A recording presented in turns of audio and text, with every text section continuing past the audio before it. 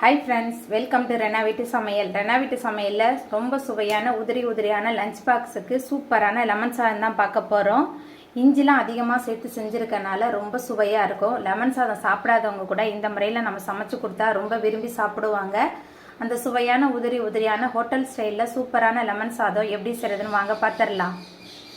Hotel style உதிரியான lemon சாதம் பண்ணுறதுக்கு 3 table spoon அளவுக்கு எண்ணெய் சேர்த்துக்கலாம். குறைவான எண்ணெய் போதும். எண்ணெய் சூடாகி வரட்டும்.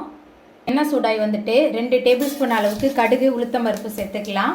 கடுகு உளுந்து நல்லா பொரிய ஆரம்பிச்சிருச்சு. 3 டேபிள் ஸ்பூன் அளவுக்கு கடலைப்பருப்பு சேர்த்துக்கலாம்.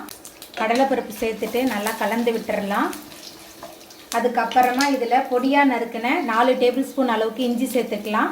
கீரி வச்ச 2 பச்சை மிளகாய், கிள்ளி வச்ச 2 காஞ்ச மிளகாய் எல்லாத்தையும் சேர்த்துட்டு அடுப்பை மிதமான தணலில் வச்சு நல்லா வறுத்தரலாம். இஞ்சிலாம் அதிகமாக சேர்க்கும் போது ரொம்ப சுவையாக இருக்கும் லெமன் சாதம். குயிக்காக ஒரு லெமன் சாதம் செய்யணுன்னா நீங்கள் இந்த முறையில் ட்ரை பண்ணி பாருங்கள். லெமன் சாதம் சாப்பிடாதவங்க கூட ரொம்ப விரும்பி சாப்பிடுவாங்க.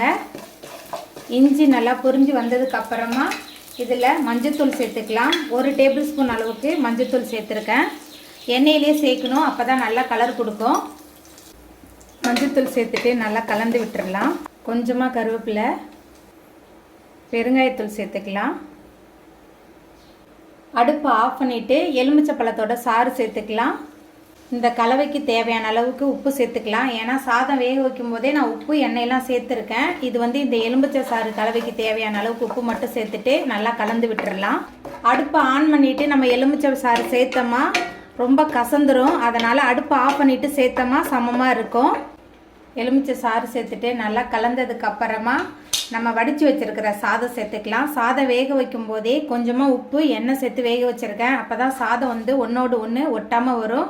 கொஞ்சமாக சாதத்தை எடுத்து இந்த எலுமிச்சை சாறு கலவையில் சேர்த்துட்டு நல்லா கலந்து வச்சிடலாம்.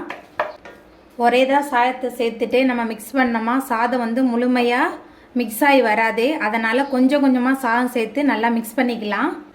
சாதம் எலுமிச்சை சாறு எல்லாத்தையும் சேர்த்துட்டு கலந்தாச்சு. அதுக்கப்புறமா இதில் கடைசியாக வேர்க்கடலை சேர்த்துக்கலாம். வேர்க்கடலை அதிகமாக சேர்த்துக்கலாம். உங்களுக்கு தகுந்த மாதிரி நீங்கள் சேர்த்துக்கோங்க. வேர்க்கடலை அதிகமாக சேர்க்கும்போது லெமன் சாதம் ரொம்ப சுவையாக இருக்கும். மேலால் கேரட் துருவல் சேர்த்துக்கலாம். சேர்த்துட்டு மறுபடியும் நல்லா கலந்து விட்டுறலாம்.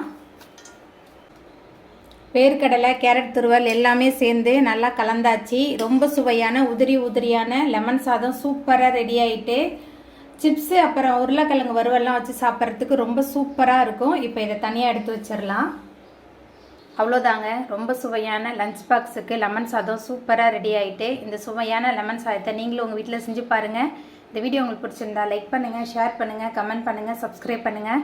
அப்படியே பக்கத்தில் உள்ள பெல் பட்டனையும் கிளிக் பண்ணிடுங்க. என்னோடய வீடியோவை இவ்வளோ நேரம் பொறுமையாக பார்த்தவங்க எல்லாருக்குமே ரொம்ப நன்றி.